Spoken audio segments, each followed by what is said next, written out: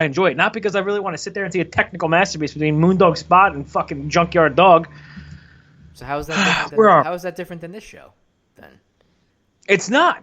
I'm judging this based on the wrestling, is what I'm saying. I can't wait to listen to the show back tomorrow. I'm very excited. If Nick is listening to this show, I want him to comment on this and let us know where he stands on this. Nick, let us know, buddy. Sure. What's next, you know buddy? What's next is the Savage interview. Is the third interview on this show that I enjoyed the hell out of. Was this Randy Savage interview where he was running around like a nutcase backstage with Miss Elizabeth. I cracked up at this one too. Did you enjoy this segment at least? He was plum red purple in the face. He was on so much coke before this interview. It was otherworldly. How do you not enjoy a 1992 Macho Man promo? It was so good. Next up, actually, after this interview, was the British Bulldog interview, too. So it was back-to-back. I felt like I was watching Raw with the backstage interviews. But that being said, as you mentioned, Davey Boy Smith comes out, and he gets a hero's welcome, right? Like, who were the two marks that just left the royal family? Like, that kind of welcome is what he got. Let me tell you something. Whatever Davey Boy Smith was injecting directly into his veins in 1992, I want it. That man looked like you took a bike pump and you inflated every ounce of his body, but not like water weight and like bullshit fake. Like it was like dense vascularity.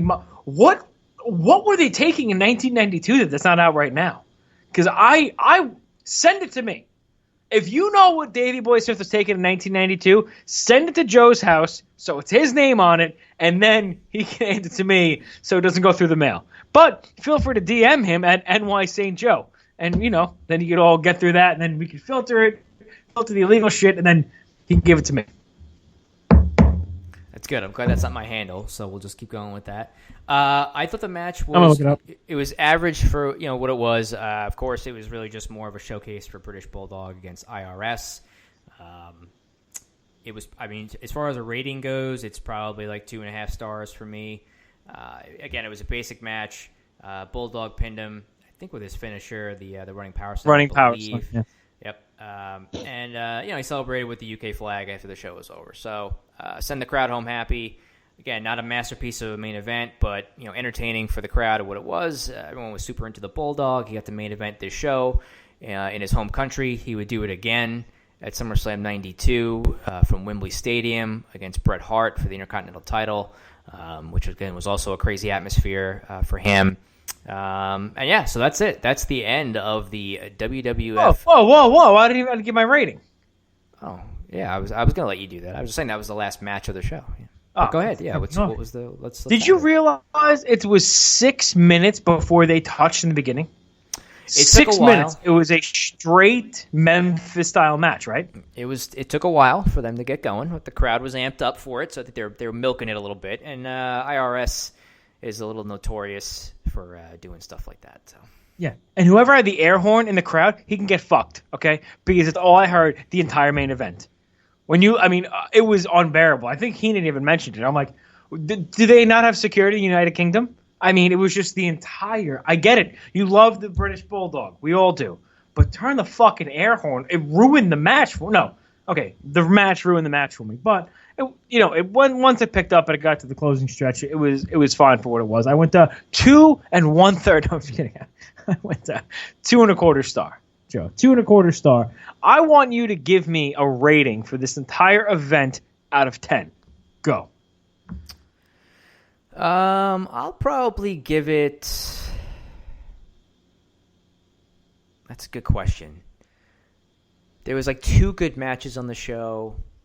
I was entertained by some of the promos. I'm going to give it a 7. An American 7? Like at a 1 to 10 on the American numerical scale? Because I think... No. Nope. Not okay. Not okay. It's going to be like the movie 7 where I lop your head off and put it in a box. How about that? I would rather you lop my head off than make me watch this again. 4.5. 4.5. Nick? 4.5 out of 10. Nick, I appreciate you. This was an excellent choice by you. I enjoyed watching the show. Admittedly, it took 2 sittings for me to do it because I'm old and I fell asleep halfway through.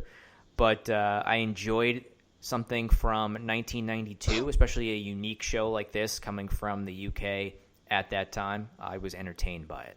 Yeah, I mean, it's also something I've never seen before. So, listen, 4.5 out of 10, it's not bad, right? It's not good. It's less than that. But how many movies do like Siskel and Ebert give you like a half a star that you sit through and enjoy? I enjoyed it for what it was. It wasn't a masterpiece. There was a lot of shit on here, but I still enjoyed it for the nostalgia factor. And I don't know if Nick's from the UK, if that's where he saw this. I'm originally, I don't know, but I would, it is what it is. If I had to sit through it, a gun to my head, I would. Okay, so I would sit through it again. But I love going back and watching the 1992 stuff. So if there's anything out there that you want us to watch, bring it on. Nick, you got another one? Come on, man. Made for some good fodder, right? So we appreciate Nick. We really do. Hopefully you got a kick out of the episode. And if you haven't seen UK Rampage 92, feel free to watch it. Watch the Jim Duggan pooping thing. And the Bushwhackers licking kids, if you really want to get a kick out of it. But that's really all I got for this. Next week on the All Night Long Wrestling Podcast, you're sitting back, you're saying, man, I want to find these idiots somewhere on the internet. Very simple, dude. At All Night Long WP, everywhere you look where there's a handle. Facebook.com/All Night Long WP. YouTube.com/All Night Long Wrestling Podcast. Next week, we will be joined by the outlandish Zicky Dice. You know him from NWA Power, they're kicking off season 3. I believe that was this week, right? That was a season 3 kickoff? Yes, you're correct. Yep, they have a lot of cool stuff going on. We'll be looking forward to catching up with him, who was on the losing end of a match. Ricky, don't call me John Starks, but nonetheless, the guy's got an amazing story, super duper entertaining, and definitely a story of getting into the business like no other. Joe, do you have anything else before we wrap up this week? No, man. I appreciate that. You got all the, you got all our stuff in with the handles. Get your shit in. Very fast, I guess. I'll just mention anybody who wants to check out Powerslam.tv. They can go check them out. One of our sponsors. As well as Blue Chew, something about penises and erections, and WPP is our code.